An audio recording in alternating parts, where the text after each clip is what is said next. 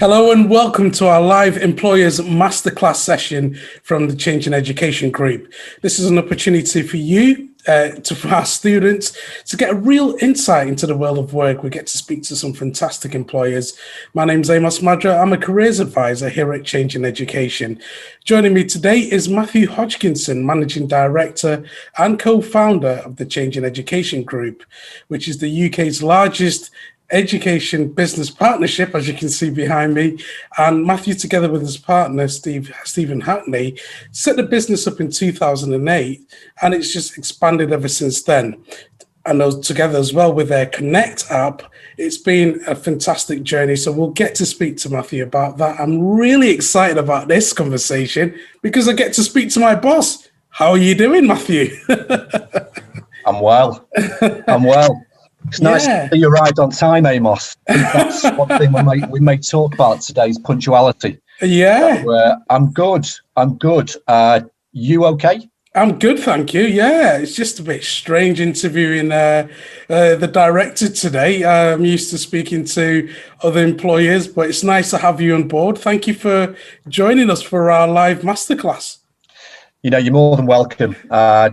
It's long overdue, to be honest with you. I like public speaking. I like speaking to our students. I like interacting with our clients.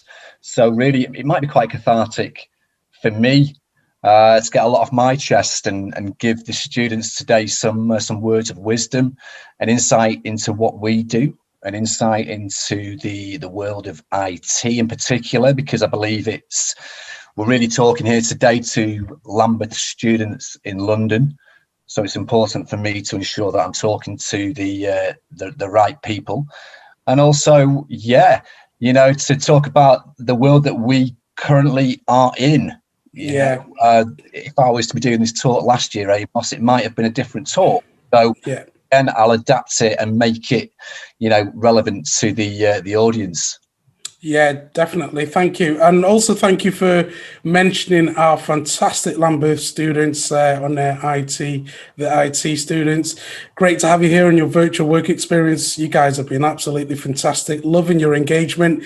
Guys, keep it going. What you put in is what you get out. And you guys have been putting in a lot of work. So, you will get a lot back out. And as Matthew mentioned there, huge thank you to all at Lambeth College. So, Matthew, just want to start off by talking about the Change in Education Group. Who are the Change in Education Group? What do they do? What's an EBP? An EBP is an education business partner. I mean, that's academic, really. What is it that we do? I've answered this question so many times over the 12, 13 years that we've been working and been in business for. We create opportunities for young people, and we build technology to make that easy. We started around 12, 13 years ago, as I just said, and I was, I've got a long journey up to that point. I'm 40 years old now. I know I don't look 40 years old. Ultimately, I probably do look 40 now, given the year that I'll get on. I think we've all aged a bit, haven't we, through the past year? Even the students watching this, I do sympathise with you guys as well. You've probably aged a lot over the last year, and we'll probably get onto that. But as I said, an EBP is an education business partner, and we're one of the biggest, if not the biggest, at what we do. And organically, we create opportunities for young people. We believe firmly that work experience is just as important, if not a little bit more important, than a qualification on a certificate.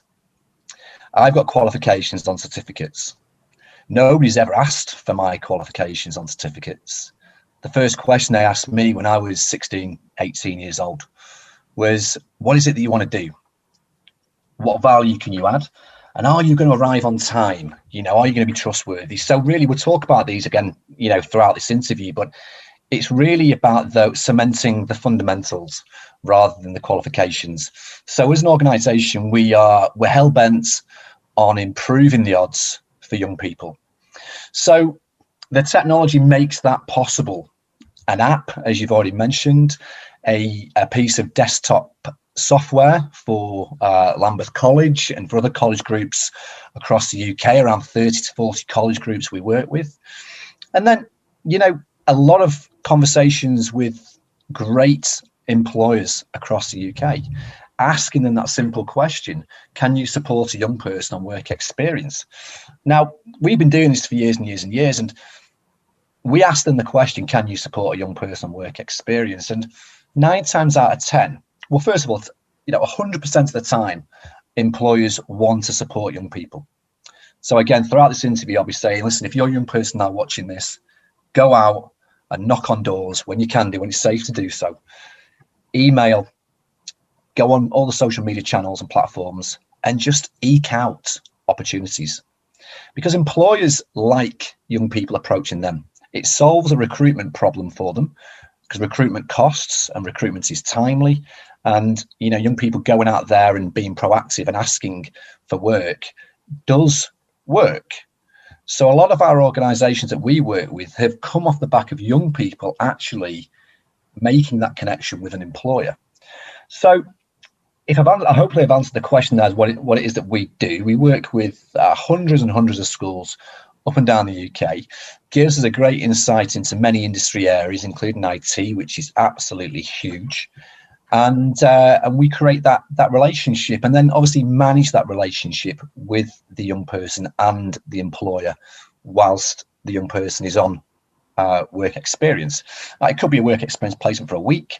It could be the new T-level placement, which is a number of hours and days across an academic year.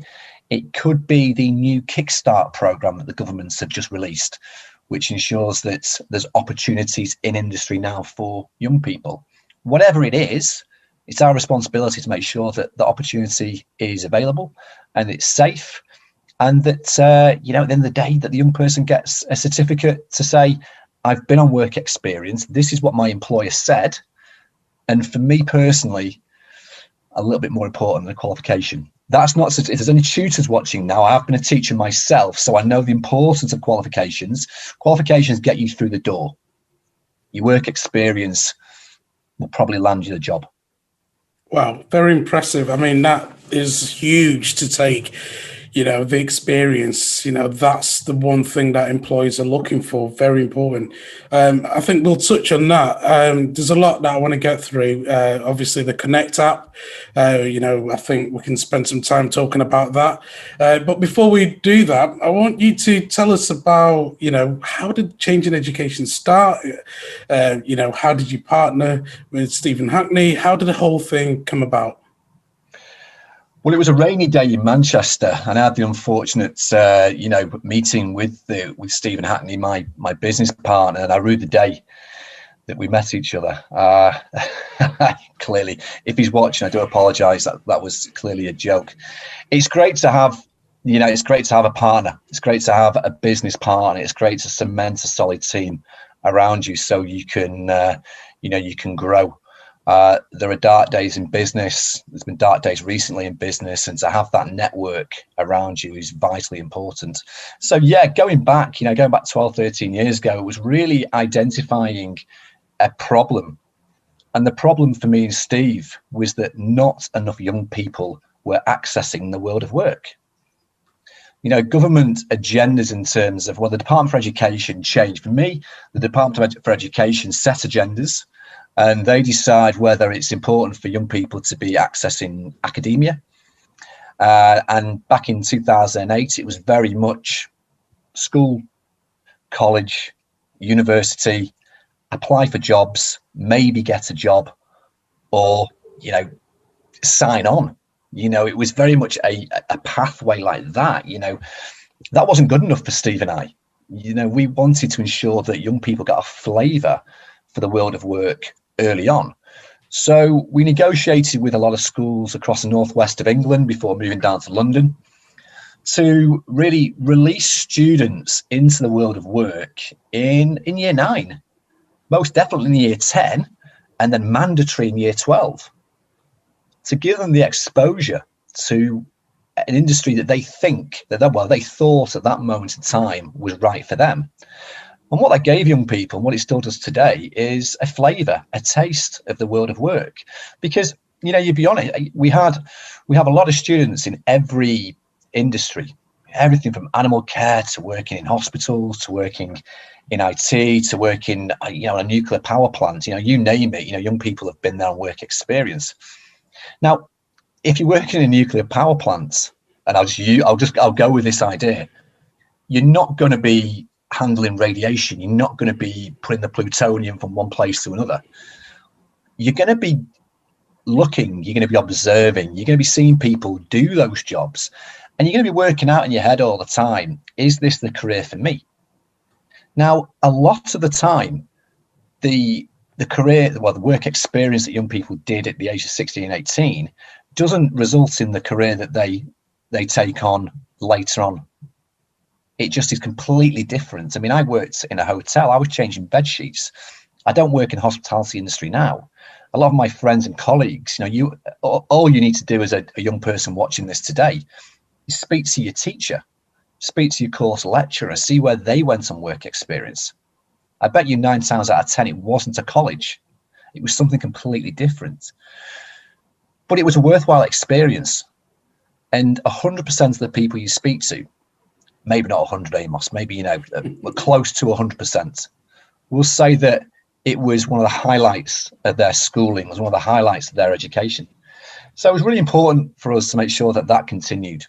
I speak to my friends today and they'll say, listen, this is what I did for work experience. I didn't like it, but it taught me so much. The odd one or two say I like it. So it's really important it was really important for us to continue that, to ensure that we gave opportunities to young people. And sometimes it was easy for school leaders, the Department for Education, to say, you know what, it's tough to arrange the placements.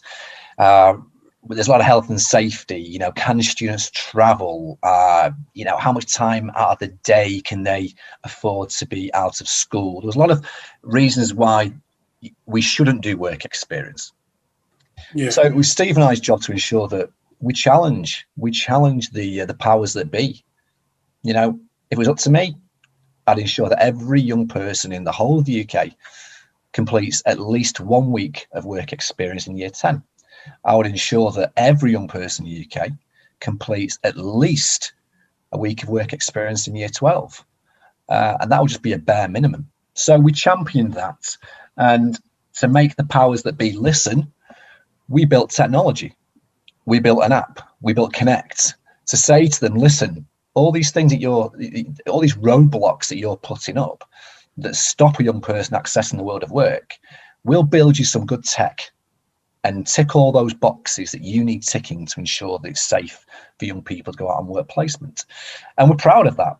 Steve and I and the team, the wider team who we work with today, are very proud of the work we do. And if you see, Amos, you'll see a post that went on LinkedIn earlier today that I retweeted or shared on LinkedIn, was a young person waxing lyrical, thanking you personally for the work that you've done with them. So it's when we get feedback like that we know that what we're doing is right, and building tech to enable that to happen is also right. Completely agree. I think the app has played a huge part in what we do at Changing Education. Could you talk to us about, your background from a teaching background, obviously that helped in terms of designing how the app should be, its purpose, and it's been a huge success. It's been fantastic rollout. It's been an absolute saver in the past year. Could you tell us about the app, how it came about, what the app offers, and, where you see things in the future with the app? Wow. Good question. Yeah. First of all, it's worth noting that, in IT, I'm not an IT specialist. I'm more of a visionary and a manager in the realms of IT. So I can see IT supporting our business. I can see where the gaps are and what we need to build as a business. The app saves, like any technology, the app saves time and money and resource. And it makes the whole procedure, more efficient of work experience. But it doesn't have to be work experience. This is the role of technology in any business. Technology is there to not replace. It shouldn't replace. It should enhance. So, the app came about because we wanted to become a paperless organization. And what I mean by a paperless organization is that when I used to visit clients, and these are schools, I used to travel, well, I still do, but not as much today, but travel up and down the UK, meet with large academy groups, and meet with councils and LEPs and just clients in general. And you'd walk into a school and you'd see paperwork. You'd walk into an office and you'd see a bellowing shelf that was full of paper. And just an opening kind of sales pitch, if you want, I said to the teacher, I said, do you know what's inside those boxes? What is inside those boxes? And the teacher would look over the shoulder and they'd say, I haven't got a clue, Matthew. I don't know what's inside those boxes. And I'd say, well, why do you have them then? And they shrugged the shoulders. So straight away, people that work for our organization, you won't see boxes. You won't see paperwork. We try sometimes there is a need for a little bit of paper. We try and be paperless where possible. So the app was driven out of efficiency, the same way that any piece of technology should be driven out of efficiency in making changes. We wanted work experience, again, and go back to the same point, we wanted work experience to be accessible for all. So giving a young person a piece of paper and asking them to take that piece of paper to an employer, for argument's sake, it could be Costa Coffee. A young person could walk into Costa Coffee with a piece of paper, ask Costa Coffee to sign that piece of paper. That piece of paper then has got to go back with the young person home. Parent, a guardian, or a responsible adult at home has got to sign that piece of paper. That's got to make its way back to school. School have then got to input that onto a spreadsheet and then share it with us. 9 times out of 10, that piece of paper did not make that journey back to us. A classic thing, my dog ate it, sir. That piece of paper's gone. So we needed an app, and we were in an app world, really simple, that a young person could download an app. It would talk to the employer, it would talk to the school, and we could see things in real time. And we can send push notifications and support the students in having that conversation with Costa Coffee. And also, when we get asked the question, can you provide, we live in an administrative world. We're always having to do audits and we're always having to prove our work. Well, there's no better way of proving what you've done at the click of a button. So rather than having to go into a filing cabinet and search through and hope that somebody has put that piece of paper in there, pulling it out, scanning it, faxing it. We won't explain what a fax machine is. There's no insights to the viewers that are, they can Google that. You guys Google what a fax machine is. Ultimately, there's a bit of homework for you. I think that's the teacher in you, isn't it? Yeah. We don't want to do that anymore because our clients, quite rightly, are demanding. And Lambeth College is a client of ours. So again, if there's anybody listening from Lambeth College in a senior position, you are demanding, and quite rightly so, that you want information quickly and accurately. So to rid ourselves of paperwork is so important, and the app was derived from that basic need. Yeah. Very important to what we do here at Change in Education. Could you talk to us about the past year? The group's been very innovative in terms of virtual work experience, this whole program that we're on now. Could you talk to us, how things were a year ago? Yeah, this is, there are opportunities that I'll talk about, and there's also, it's been a hard year. There's been nobody has not been affected by COVID-19.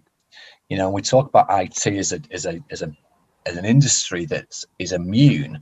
Well, it's not immune.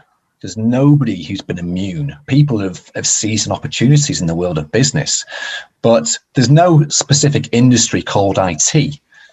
IT is in everything. So the hospitality industry spends billions a year on IT infrastructure. Well, that closed down. So that meant that people in IT, in the hospitality industry, would have lost their jobs or currently on furlough. So I think that it's a bit of a myth when people say, oh, you work in IT, you must be safe from the pandemic and the effects of COVID-19. Well, that's wrong. Everybody's been affected by it. People that have innovated during this period have probably come out a little bit better than those who have just said, listen, we're going to shut up shop for a year and not do anything. It's important to it's important to be innovative in any period in time, none more so than in the last 12 months. So we made a decision as a group to innovate, and brighter minds than me within the company went on this journey to build virtual work experience. Now, a lot of other companies popped up. A lot of companies popped up out of nowhere, as companies do during times of opportunity. And a lot of the time we're thinking, where are these guys come from? We've been doing this for 12 years. Suddenly you've got these, mention no names, Amos, but suddenly you've got these companies popping up out of nowhere, flooding the marketplace with all these offers of virtual work experience. And I'm like, well, hang on a second, let's have a look at this. There's clearly some value in it. So we were able to turn on all those, as I call them, proper work placements. There's a difference between a proper work placement and we call it a fake work placement, for want of a better term. That ultimately we had opportunities galore with work placement providers up and down the UK. So we released these sector spotlights and these industry insight sessions and these masterclasses onto the app, onto our platform, to allow young people to see real opportunities, and opportunities where they could actually go and work experience, where other organizations were popping up with the big players in the marketplace, IBM. Who else? Let's think. Bentley, Rolls-Royce, KPMG, huge companies. When really, if you think about, the amount of students who want to go on virtual work experience with these organizations, or then transfer that into a work experience placement, these companies will only take 10, 20 placements per year. But you've got hundreds of thousands of students applying for them. So that was a problem that we saw. So we tried to educate our clients as well to say, actually, we need to give young people a virtual placement in an industry and with an employer where they've got a decent chance of obtaining a physical placement when COVID-19 ends. We can all it's nice to be flashy.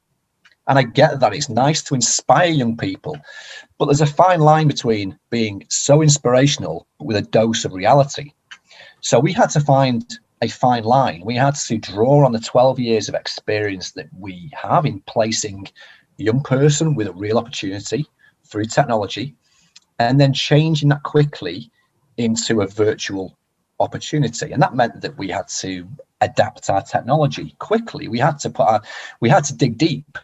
We had to spend some money. We had to bring on a new design team, a UX team, user experience for IT students, to ensure that the app looked better than it did previously, so that young people would engage, that we had instructional videos on how to use the technology, because our technology has always been at a high level, but the usability needed adaptation. There is no point in having we use this phrase all the time, but there's no point in having the engine of a Ferrari with a Ford Mondeo chassis and body on it. You're not going to get into it. You're not going to know that it drives fantastically well when it looks so bad. Apologies to anybody listening with a Ford Mondeo. But ultimately, that's what we focused on, because we knew we had to play that game. There is no point in having the best connections. There is no point in having all these granular opportunities if the technology doesn't look appealing. And we know that feedback from young people, when they download an app and start to use it, if they don't know what to do within the first few seconds, they won't use it again. And I think that's the same with adults now as well. We've become quite... we've lost a little bit of patience. We want everything to be plug and play. Gone are the days when, you used to, when it was early days of Microsoft Word and you'd have to wait ages for it to load up and you'd have to do some Dial up. Yeah. We want it all instant. So we recognize that the app and our technology had to be visually appealing. So we invested in the UX kind of side of things, which is really important. Yeah. And I mean, for anyone who hasn't got the app yet, where can they get the app? Connect Ed, Connect Placement Manager, using a variation of those search terms. Apple, the Apple Store, the Google Store, all the normal channels. Go and download it. But the app obviously talks to schools, so you can download the app, feel free, but you can't get past the home screen unless your lecturer gives you access to it. So, it's a closed system, so to speak. And we talk about innovation all the time. It's something that we are always looking at the best way for a young person to access our provision. And I think that's crucial, just being innovative all the time. We learn. It doesn't have to be an education business that we learn from. We learn from anybody in business who's built something that makes their work easier, that makes the client, that enables the client to interact with them simpler and quicker and saves money and save costs, because that's really what everything comes down to in business, is that if technology can make things easier and can save the user time and can save the business cost, then win-win. That's that melting pot that everybody's always looking for. Fantastic. And yeah, I like the fact that, what you mentioned there, you can draw inspiration from anywhere. It doesn't have to be from an educational perspective. It could be from absolutely anywhere. But as long as it offers you that opportunity to be innovative, as you mentioned. So we know the app has been a great success and it continues to do wonders. We know that at some point, traditional work experience is going to start again. And when that time comes, are we going to continue with virtual work experience? It's a great question. We don't know. I mean, we all listen to the news and we know what when the restrictions are lifted, and I think there's going to be there's going to be a hell of a lot of change. A hell of a lot of change in the way that people working from home, commuting, working conditions, working hours. A lot of things are going to change. What I personally don't want to change, and this is just a personal thing, is the interaction that humans have. We are a technology company as well as a work experience organization, but we want technology to be there as an aid, something that benefits the human race, doesn't take over the human race.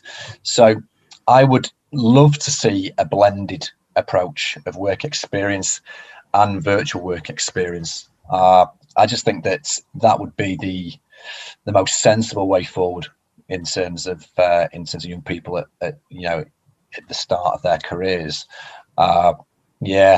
Technology shouldn't replace us, Amos. It should just enhance us. We don't want the machines to take over.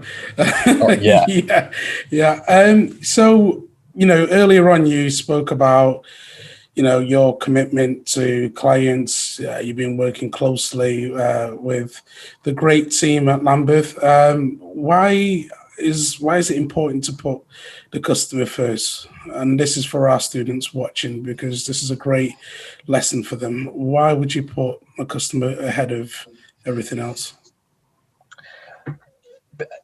Ultimately, the customer pays. The customer pays, and the customer will never pay an invoice if they're not happy. It's not a lesson to anybody in life. You know what? It's every single day in business, in your job, is a learning day. If you can't learn something every day from somebody else, then you give up. If you think you know everything, give up now. You do not. You can live to be 150 years old and you don't know everything. There's always somebody who knows more than you, and there's always somebody you can learn from.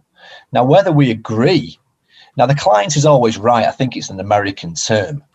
It's not something that, if you ask me in a separate forum, do I always believe that the client is right? A part of my head will say, absolutely not. I'm always right. I believe this is right. And there's been occasions when I've challenged clients, but ultimately going back, clients pay the invoice. So we need to give them what they want within reason. But you can learn so much from a client. We are the middleman, so to speak. We don't see the client's clients, and the client's client sometimes is, in this occasion, is the students. So the student feeds back to the client and says that the work experience was rubbish. The placement was, wasn't what I wanted. The app didn't work. The certificate's got a wrong name on it. The phone number was wrong.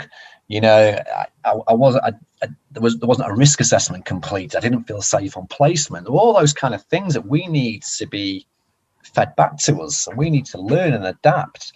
We need to have internal meetings and really do some soul searching and change our delivery models to suit the client. But also, we can try and steer the clients in a certain direction.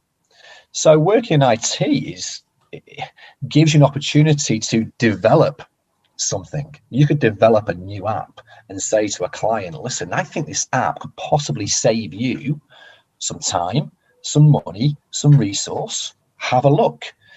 And you do sometimes see the light bulb moment when a client goes ping, and they realize that what they've been doing for so many years has just been routine. It hasn't been wrong. It hasn't been right. It's just been routine, and they've been reluctant to change.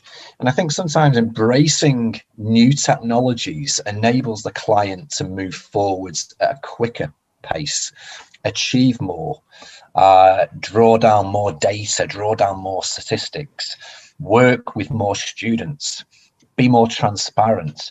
And I think that sometimes, we're all guilty of not wanting technology to take over, but at the same time, guilty of not embracing technology and using technology as a beneficiary to actually, because we want to keep our jobs sometimes just so. Well, that's not me. I like change, and I think that we all should embrace some change every now and again. We are creatures of habit, which is hard, that's kind of the polar opposite. But I think that, yes, of course, we listen to our clients. It's really important to do so because they pay the invoices. But at the end of the day, it's great to innovate. And I think that's a theme that I've been talking about. And I think the students really need to think about how they can be innovative in every single thing they do every day. Push boundaries, change things, adapt to the way that you work, keep things fresh, because just because you work in a certain way, or your boss works in a certain way, or our clients work in a certain way, doesn't mean that it can't be challenged. Doesn't mean that they can't adapt the way that they're working. And I personally, a big gripe of mine is to hear, we've always done it this way and we'll continue to do it this way. Well, that's a load of BS, to be honest, because that is just short-sighted. Because going back to what you can learn from other people, so much you can learn. I'd be devastated to think that we're building systems we're building systems that are 10 years behind our competitors' systems.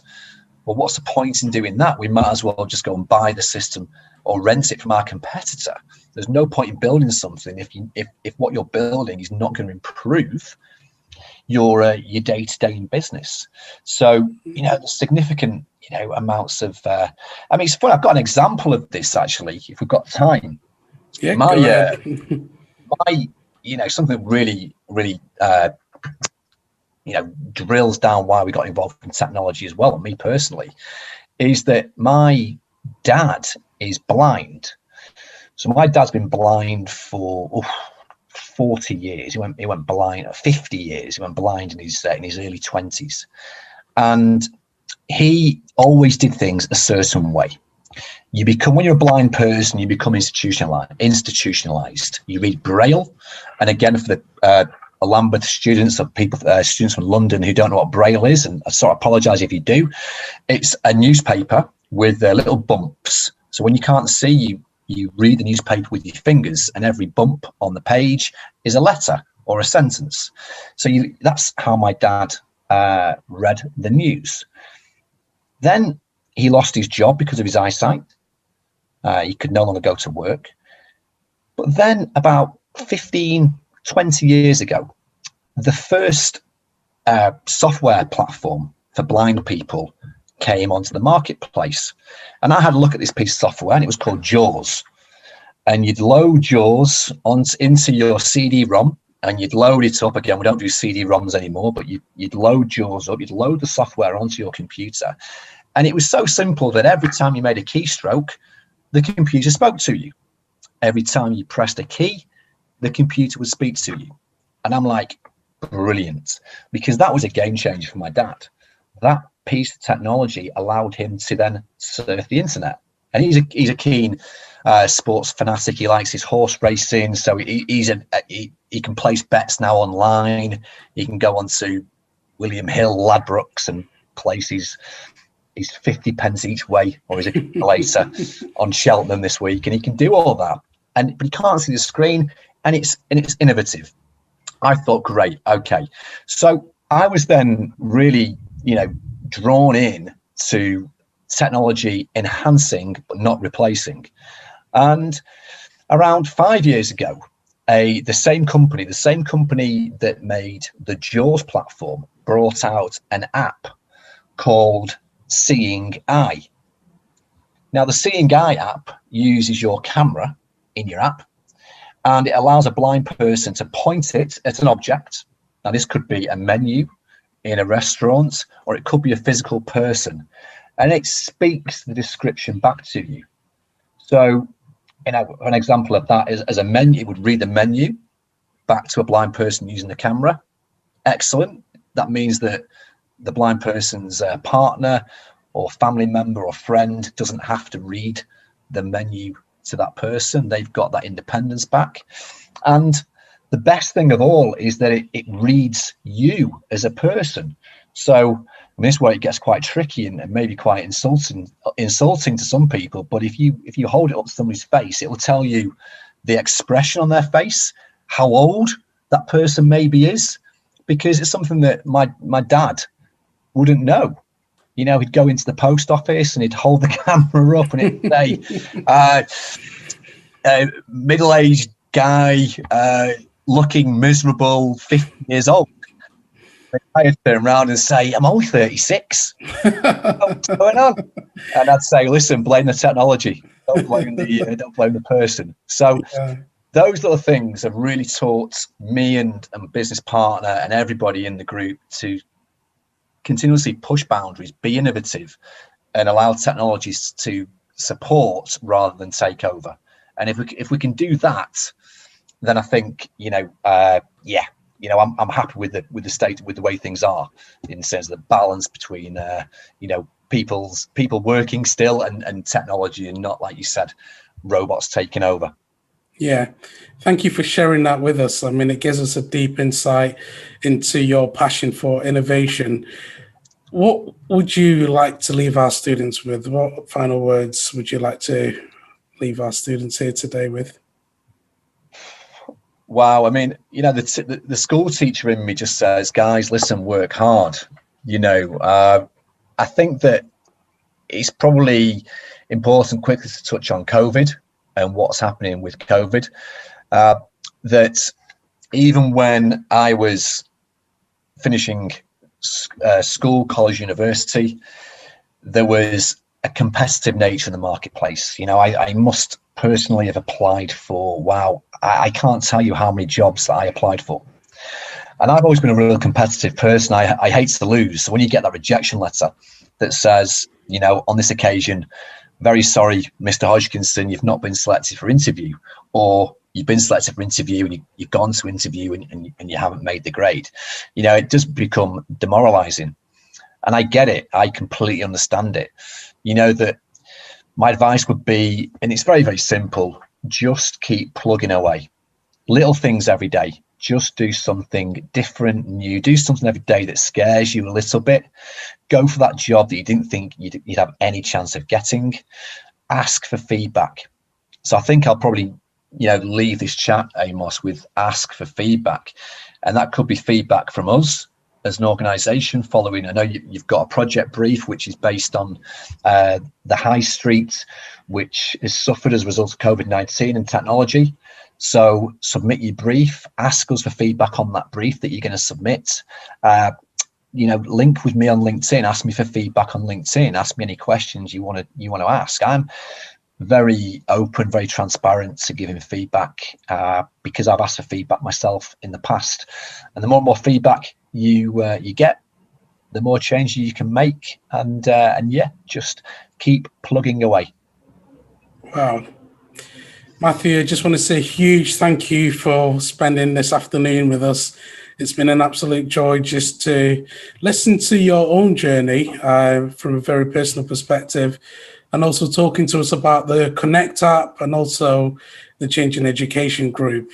And one thing I can certainly take from this, and I hope the students take, is get comfortable being uncomfortable, be innovative, be the difference maker and go for it, make a change. And it's just small steps every day that lead to that big result one day. So Matthew, I just want to say a huge thank you from all the team here at Change in Education. Thanks. Take care.